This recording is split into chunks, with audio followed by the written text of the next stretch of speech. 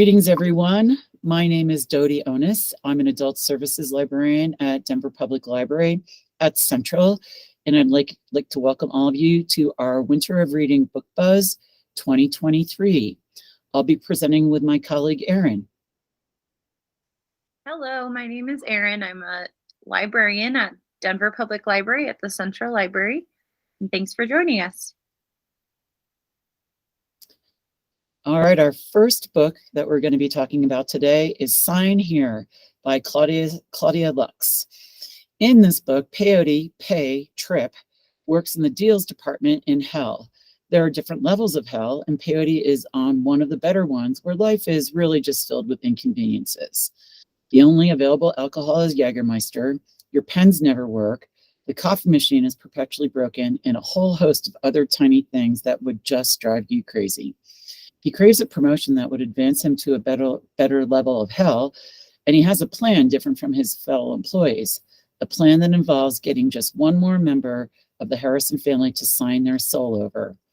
Pei thinks his chance has finally come when the Harrisons head to their summer home with the daughter's new friend in tow. However, Pei's new co-worker, Calamity, just might throw a wrench in his plan, as she has her own schemes. The more Pei learns, and the more the Harrisons' lives start to change throughout the first days of summer, unforeseen consequences arise, and Pei has to decide what he values most. And what about his earthly marks, who he wants to convince to sell their soul? Their family drama is spiraling and growing more and more tense as he is caught in hell drama, and they are caught in hellish drama.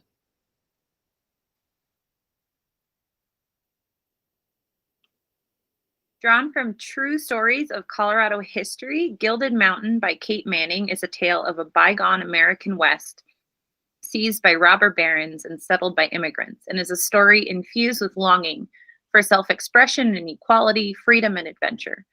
Sylvie's father, Jacques, is beloved by his family and his co-workers in the marble quarry, who call him Frenchie. But Sylvie's mother fears he will again meet danger with his union organizing. Sylvie graduates from high school and apprentices as printer's devil to the free-thinking K.T. Redmond, who further shocks townspeople by being a newspaper woman. As conditions in the mines deteriorate and K.T. nurtures Sylvie's rebellious streak, the young protagonist is also invited into the household of company owner Duke Paget and his wife, the Countess. Their royal titles are self-assigned, but their wealth is real. The Duke's son, Jace, becomes something of a romantic interest, but there is also United Mine Workers representative George Lonahan. Sylvie is torn between her principles and love for her family, her class, and her boss, and the temptations of the other life. For another look at mining in the early 1900s, take a look at The Women of Copper Country by Mary Doria Russell. Our next title is Fatty Fatty Boom Boom by Rabia Chaudhry. In this book, she writes mouth-watering descriptions of the foods of her Pakistani heritage and her adopted American life that gave her joy and brought her family together. Chaudhry also examines how she connected to her cultural roots through Pakistani cuisine and explores the relationship between her body image, food, and her family. There are recipes included at the end of the book for some of the dishes she raves about, which is a treat for readers. Her hilarious anecdotes about her large and supportive family are relatable to any reader with zany relatives, and she fills up the narrative with descriptions of Pakistani culture, traditions, and her highs and lows as she emerges as the advocate and self-assured figure she is today. Complement this with Savor, A Chef's Hunger for More by Fatima Ali, in which the James Beard award-winning chef delivers a powerful ode to family and food in her posthumous memoir.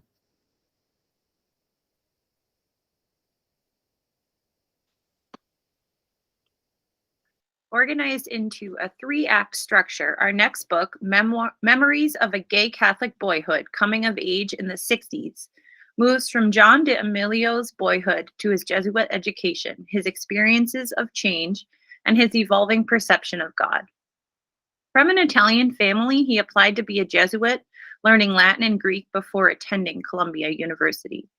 The school's progressive politics and protests against the Vietnam War and religion challenged D'Amelio's core beliefs, though. Later, on a trip to Europe, he finally embraced his true identity as a gay man. Characterized first by its nostalgia for a bygone version of New York City, featuring chocolate cream sodas at drugstore counters, D'Amelio's book captures an idyllic childhood amid a big family whose members were spread across the Bronx. D'Amelio went to Mass and confession every week. But beyond this early sense of comfort, there's unease. D'Amelio is deft in exploring New York City's LGBTQ plus history, too.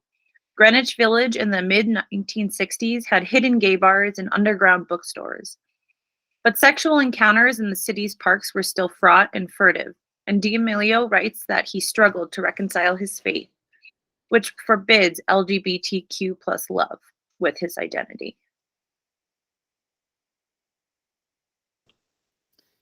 A Quiet Life by Ethan Joella is the perfect antidote to a biting wind and a cure for all existential ennui. When readers first meet the three lead characters, they are experiencing deep emotional strife. Chuck, a recent widower, can't bring himself to throw away any of his late wife's belongings. Ella, reeling in the wake of her daughter's disappearance, is just trying to make it through each day without her. Kirsten, her grad school plans on hold, wonder whether she's allowed to seek out joy after her father's sudden death. As these people's lives cross in unexpected ways, readers are reminded of everything there is to live for, the smallest connections that see us through our dark winter nights. A Quiet Life argues that everyday life can be incredibly moving. Author Joella makes such careful observations about the way people interact with their environments and those they love, and how easy it is to touch somebody with kindness. This book may have you thinking differently about how you move in the world. It's also a book about bravery after loss, compassion for those around you, and realizing that there is hope and happiness after hard times.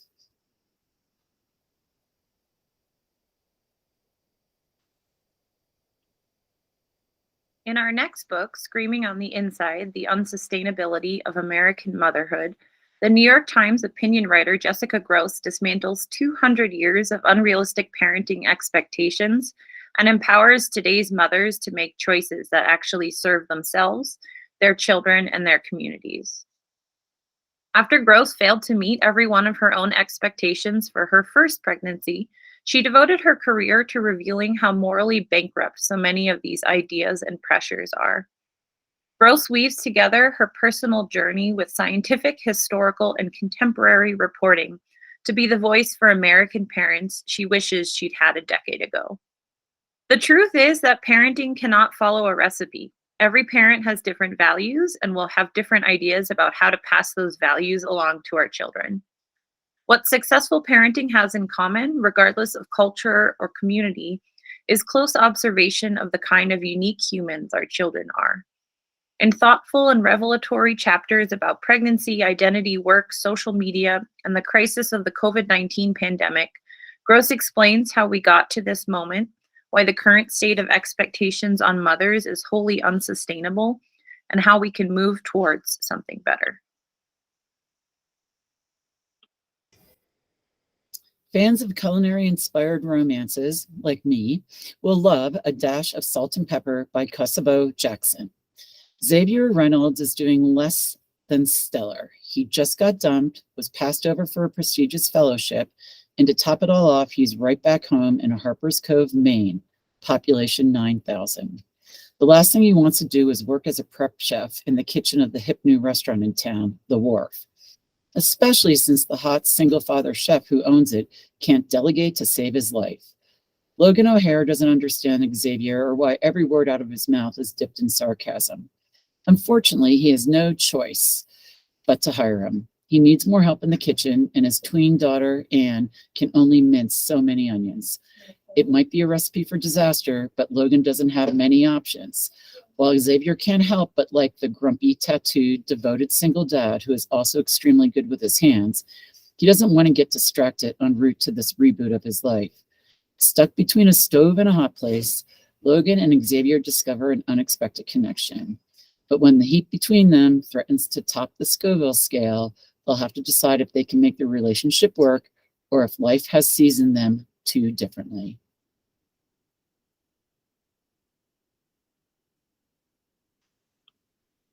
Our next book is the first ever authorized biography of the Hollywood icon Elizabeth Taylor, written by journalist Kate Anderson Brower, who reveals the world through Elizabeth's eyes in Elizabeth Taylor, The Grit and Glamour of an Icon.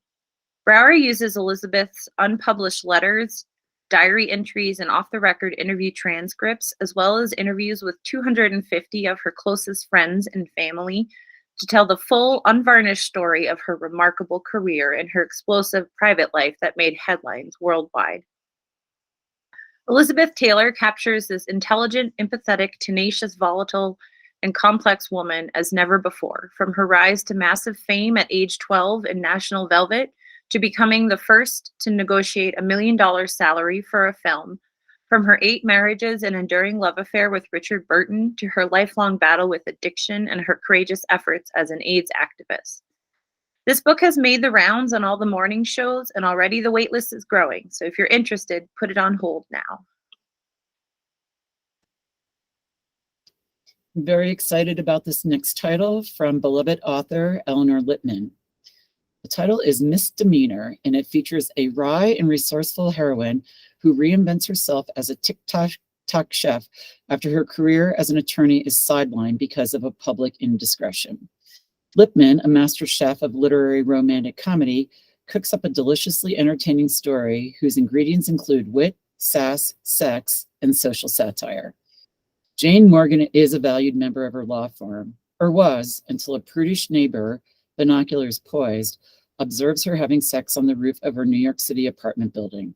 Police are summoned, and a punishing judge sentences her to 6 months of home confinement.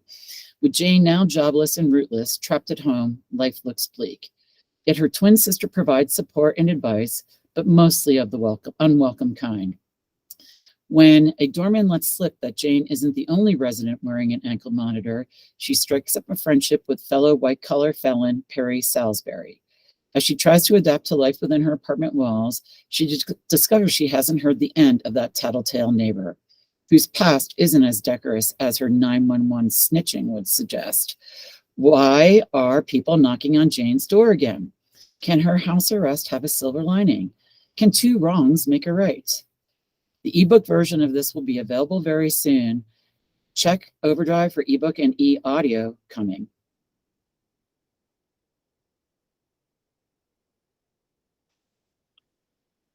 Jane Smiley is the author of 9 novels, including Moo, The Age of Grief, and 1,000 Acres, which won the Pulitzer Prize. Her latest title is A Dangerous Business, and it goes off in a completely different direction than any of her previous titles. Applying methods gleaned from a Poe story, a pair of 19th century working girls put their heads together to fight a crime spree. The 1850s Monterey, California tale features Eliza Ripple, who's been working as a prostitute since her husband's death in a bar fight. When young women are found murdered in and around town, Eliza decides to emulate Edgar Allan Poe's Detective Dupin and pulls her friend Jean, a cross-dressing woman who services reticent women, into a hunt for the killer. As their madam says, being a woman is a dangerous business. The women suss out the most likely culprit and hatch a cleverly devised trap. The vivid historical details and vibrant characters bring Smiley's setting to glorious life. If you're looking for another title like this, take a look at last year's hit Annie and the Wolves, a retelling of sorts of the story of Annie Oakley. The next title is for all of those writers out there that are just waiting for the thing to push them ahead. Julia Cameron has been teaching the world about creativity since her seminal book, The Artist Way, first broke open the conversation around art. Now, in Write for Life, she turns to one of the subjects closest to her heart, the art and practice of writing. Cameron includes more of her wisdom and encouragement, many fun and challenging writing exercises, as well as the staple morning pages and artist date suggestions made famous in The Artist Way. Cameron loves to write and encourage others to write. She covers real issues facing writers in this honest yet inspiring book. She shares her own ideas for when the slate is blank and there is no inspiration. She helps us in writing the draft, editing, rewriting, getting feedback, polishing, and knowing when the work is finished. The author delivers a wonderful balance of firm and inspiring advice shaped into a 6-week program for writers of all levels. From setting daily writing quotas to changing genres, fighting perfectionism to polishing a first draft, Julia Cameron provides holistic guidance and support every step of the way. Write for Life is for every writer, and every writer should have it. This will be available in ebook format very soon.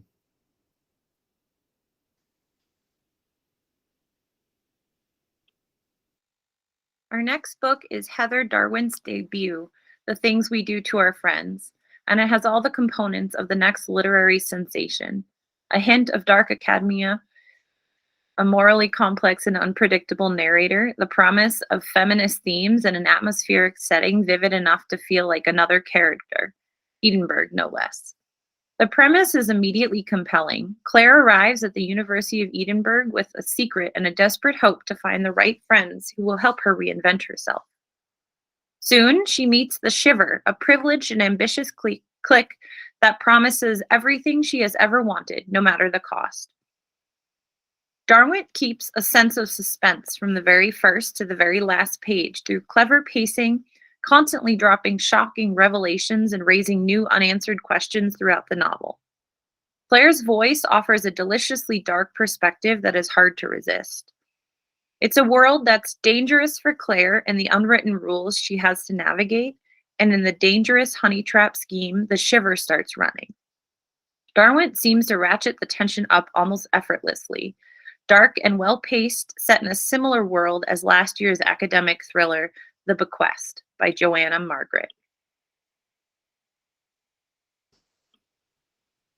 Next up is Australian author Benjamin's third novel, Everyone in My Family Has Killed Someone, which has been described as Agatha Christie meets Knives Out, which is a tall order for the whodunit genre and its legion of dedicated followers. This is indeed a very apt description. Narrated by protagonist Ernest Cunningham, the story takes place over 2 days at an Australian ski resort where Ernest and the rest of the Cunninghams, give or take a hyphen, are meeting for a reunion. Between the events of the present day, Ernest narrates each family member's backstory, including the long and layered family history that has led to the dramatic events taking place at the reunion. The first 2 pages of the book, before the story even begins, are quotes and a list of rules from John Knox and the Detection Club, a secret society of mystery writers from the 1930s that included Agatha Christie, Dorothy L. Sayers, and G.K. Chesterton. So you know what's coming. A locked room style murder mystery about the narrator and his family who have all killed someone. Funny and smart.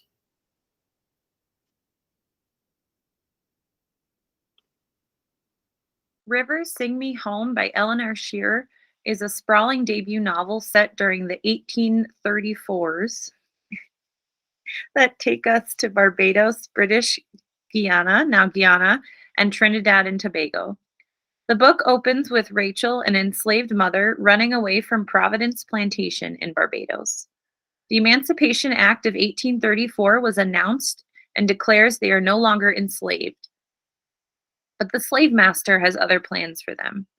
Rachel decides she will never be free unless she runs. Rachel wants to find her 5 children who are taken from her in the most gruesome way. By some miracle, Rachel finds safety and is taken to the capital city of Barbados to search for her children, though she has no clue where they are, if they are still in Barbados, but she is resolved to find all of her 5 children. Will she find them? Will she find them alive? Will she die trying to find them? Will they remember her? All of these questions play out in Rachel's head as she goes from Barbados to the deep interior of British Guiana and finally sailing to Trinidad and Tobago. Stunning, deeply moving, affecting, and filled with hope, Shearer's debut novel is a testament to mother's love and a redemptive story.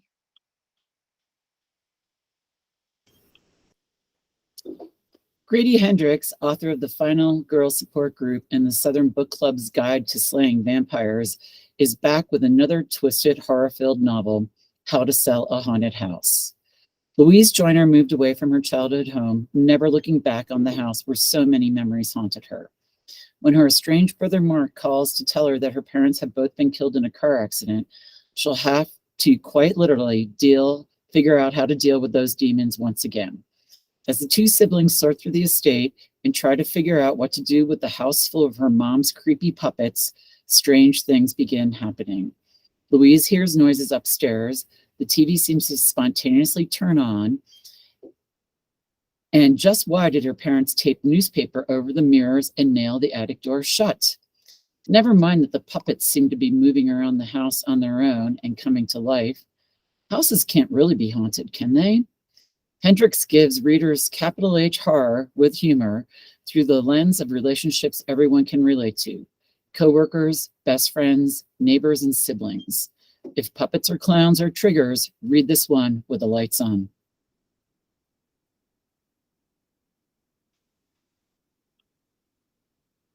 In 2006, a young community organizer, Saket Soni, received a call from an Indian migrant worker in a labor camp. The caller said he and 500 other men had each paid $20,000 for a work opportunity. But upon arriving and putting their families in debt, they were fed rotten food, housed in filth, and trapped behind barbed wire.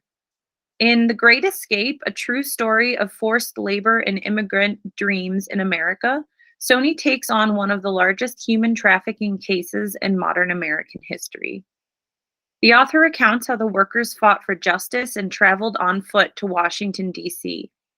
The love Sony had for these men shines through, and readers get to hear their stories and experience their lives, highlighting their transformation from powerless outsiders into experienced and capable advocates.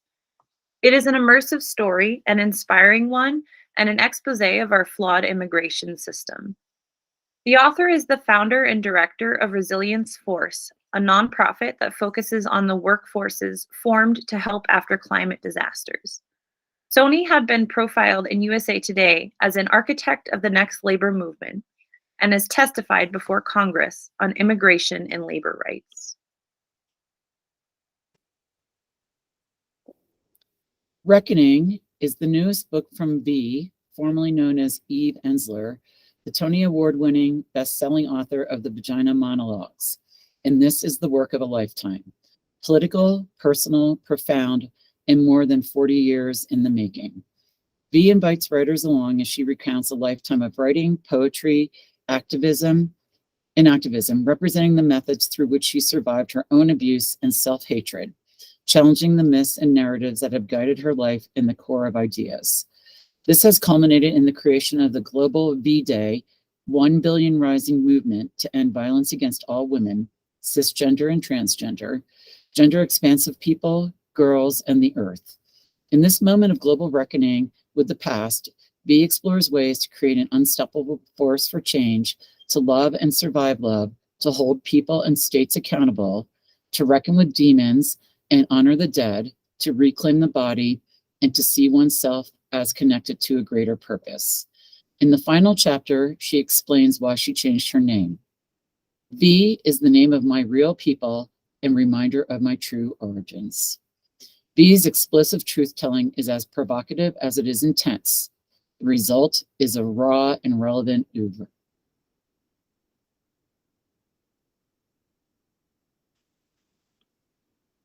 Blackula is rising again. This graphic novel is based on the 1972 American blaxploitation horror film directed by William Crane. It starred William Marshall in the title role about an 18th century African prince named Mamuwald, who was turned into a vampire and later locked in a coffin by Count Dracula in the Count's castle in Transylvania in the year 1780, after Dracula refuses to help him suppress the slave trade. The cult classic horror character has returned in a new graphic novel from Rodney Barnes and artist Jason Sean Alexander. This is the first book in a coming trilogy set to bring the character into the present day and see Blackula fighting against Dracula.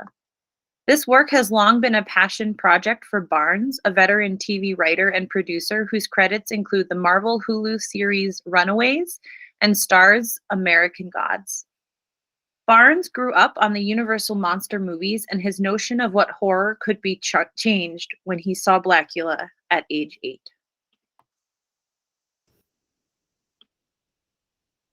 Goldie Taylor's debut memoir, The Love You Save, shines a light on the strictures of race, class, and gender in a post-Jim Crow America, while offering a nuanced, empathetic portrait of a family in a pitched battle for its very soul. In 1971, writes the author, her mother relocated their family from Chicago to East St. Louis, where a few weeks later, her name landed at the top of the waiting list for a new public housing project. There and elsewhere, horrors awaited. Taylor's older brothers were beaten nearly to death. Her father was killed, and she was raped. All terrible events the author relates with a certain matter-of-factness. But amid the pain and anguish, Goldie discovers a secret. She can find kinship among writers like James Baldwin and Toni Morrison. She can find hope in a nurturing teacher who helps her find her voice. And books, she realizes, can save her life.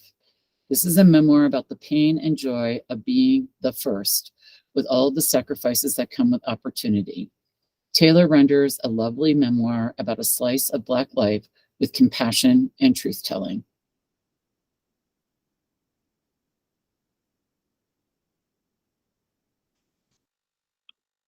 The Last Tale of the Flower Bride is the debut adult novel by Filipino author Roshani Choksi. This is a tale of horror and beauty, of broken promises and cracked dreams, of loss and loneliness. The story follows a bridegroom married to a rich, mysterious woman named Indigo, her dying aunt, and Indigo's childhood friend Azure, who disappeared without a trace. Indigo and her bridegroom live a seemingly enchanted life.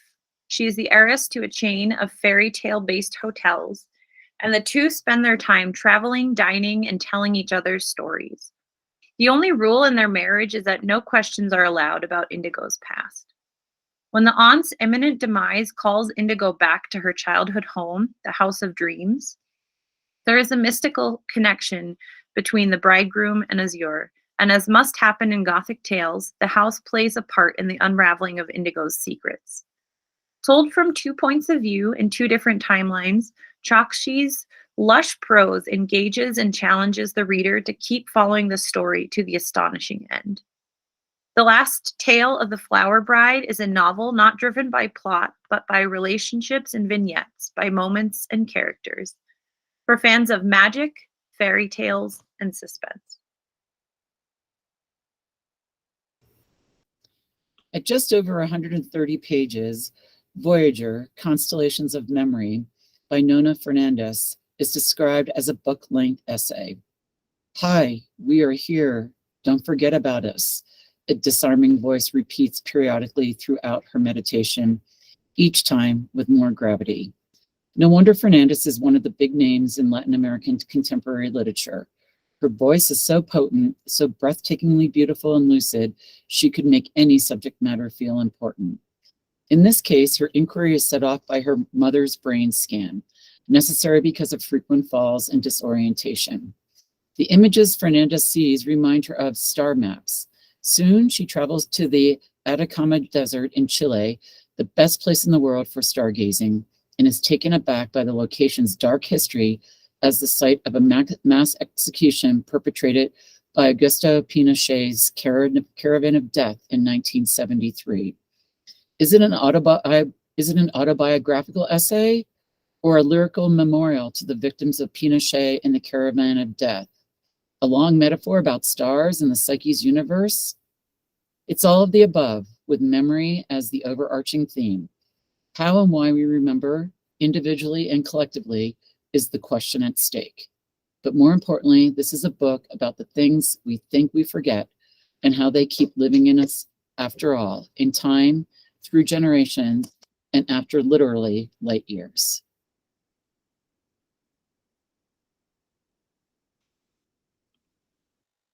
Nazli Koka's debut, The Applicant, follows Layla, a Turkish woman in her 20s living in Berlin after losing her student visa because her thesis has not been accepted.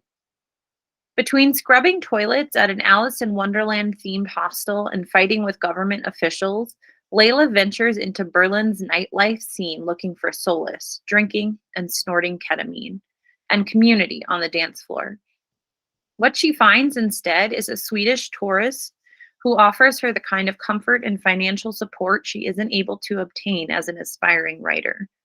Living in this state of limbo, Layla turns strangers into friends, friends into witnesses.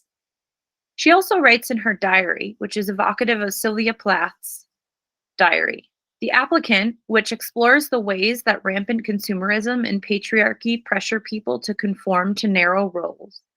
Despite their presence in Layla's daily life, she does not want to think too much of the life-altering things happening around her that are out of her control. When directly addressed, her comparison of Eastern and Western cultures and reflections on her Turkish upbringing may strike readers the most.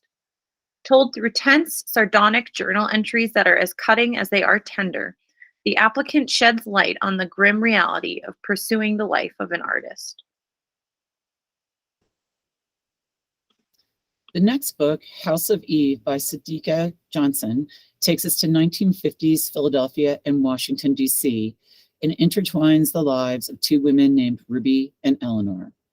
The former will be the first in her family to attend college, if her taboo love affair doesn't pull her back into poverty. The latter is attending Howard University, where she meets the handsome William Pride and falls in love. But his elite family won't accept her, and all Eleanor wants is to fit in. Ruby's life also takes a turn as she and her Jewish landlord's son begin an affair. The lives of Ruby and Eleanor will intersect. The question is, how? It is narrated in alternate chapters by Eleanor and Ruby, each telling their own story, and the courage and determination of each to overcome obstacles that neither should ever have had to face. The author confronts historical truths, as painful and shocking as they are, and weaves them with stories of kindness and love. It's the juxtaposition that absolutely makes the book shine. From the award-winning author of Yellow Wife, The House of Eve is a daring, beautiful, and redemptive novel that explores what it means to be a woman and a mother, and how much one is willing to sacrifice to achieve her greatest goal.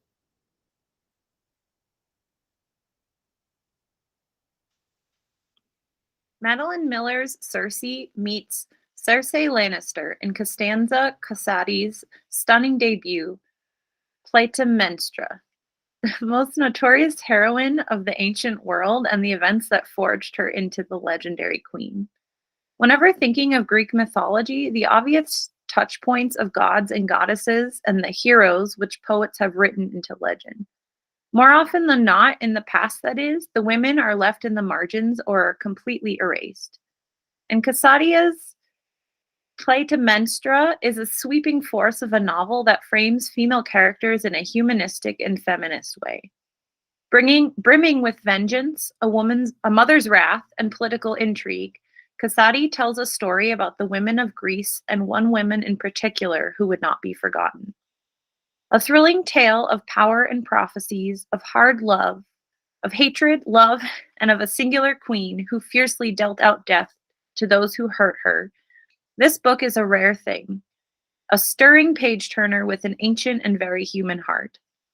With beautifully written prose from beginning to end, this book embodies the Furies themselves in this mesmerizing tale of a mother, monarch, and murderer.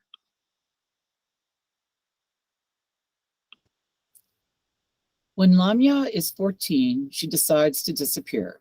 It seems easier to ease herself out of sight than to grapple with the difficulty of taking shape in a world that doesn't fit. She is a queer teenager growing up in a Muslim household, a South Asian in a Middle Eastern country. But during her Quran class, she reads a passage about Maryam, and suddenly everything shifts.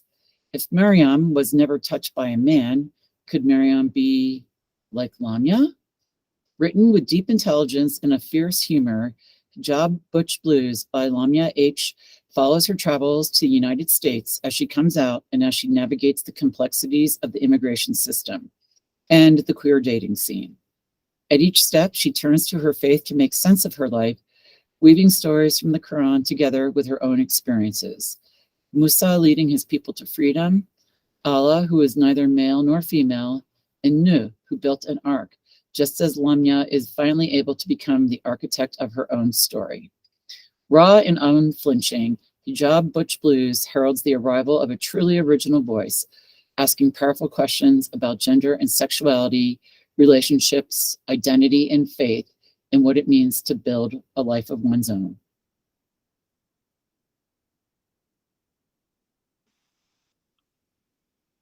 Does it seem like every neighborhood now has a chicken coop somewhere? The move to backyard gardening has led to more families raising their own chickens. Tove Danovich's nonfiction debut, Under the Hinfluence, Inside the World of Backyard Chickens and the People Who Love Them, tells the author's story of raising pet hens. After spotting a chicken coop in a Brooklyn front yard, Danovich was inspired to adopt her own upon moving to Portland, Oregon, where she acquired Peggy, Joan, and Betty, named after the Mad Men characters.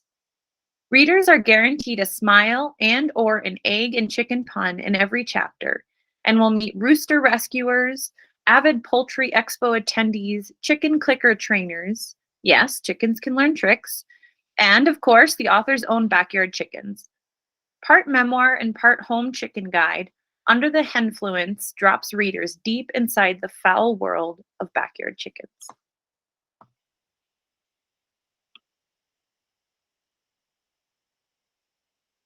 Our last title is Hotel of Secrets by Diana Biller. This is definitely one for fans of historical fiction who don't mind a little suspense and a good dose of romance thrown in. Maria Wallner wants to restore her family's hotel to its former glory, but the random attacks from an assassin are an issue, especially since it is ball season in Vienna. Eli Whittaker is an American secret agent who is on a mission. But when he arrives in Vienna, he is swept up in the balls, the chaos, and perhaps with Maria as well, who is a possible suspect in Eli's investigation. A beautifully researched and emotionally complex experience of the Victorian era, Hotel of Secrets is an opulent slice of Viennese tradition, as rich as a torte and as layered as a complicated line of Strauss. With intrigue and danger that nips on the heels of its luscious waltz, Biller's lush and atmospheric escape is dolloped with romance and the deep, complicated, and sigh-worthy characters.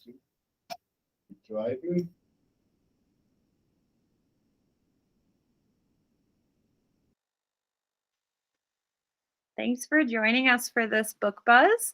We wanted to talk about our upcoming Battle of the Books with author Jim Mustich, which is going to be on Friday, January 27th from 6 to 7 p.m., and it's going to be virtual. Celebrate Winter of Reading with this virtual evening for book lovers. The event will be hosted over Zoom, and registration is required. Link in description. Our panel of literary gladiators are pictured here, and Dodie will introduce them. We have Ozma Khan, our local author, and her most recent book, Blackwater Falls, is killing it. Connor McCormick Kavanaugh is a Westward staff writer and a fan of libraries. David Heska Wombley Wyden is the returning champion from last year, runner-up, and his most recent book was Winter Counts. Julie Reiskin is the co-executive director of the Colorado Cross Disability Coalition. Rory Patikin is the new Denver Art Museum curator and also new to Denver. And we will be introducing our panel and getting some words of encouragement for Michelle Jeske, our own city librarian. It's going to be a great panel. I've seen the books that the authors have chosen to defend, and I guarantee it's not going to be boring.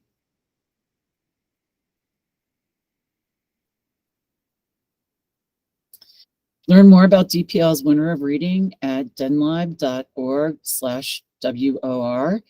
There'll be lots of fun activities, and we have great prizes this year.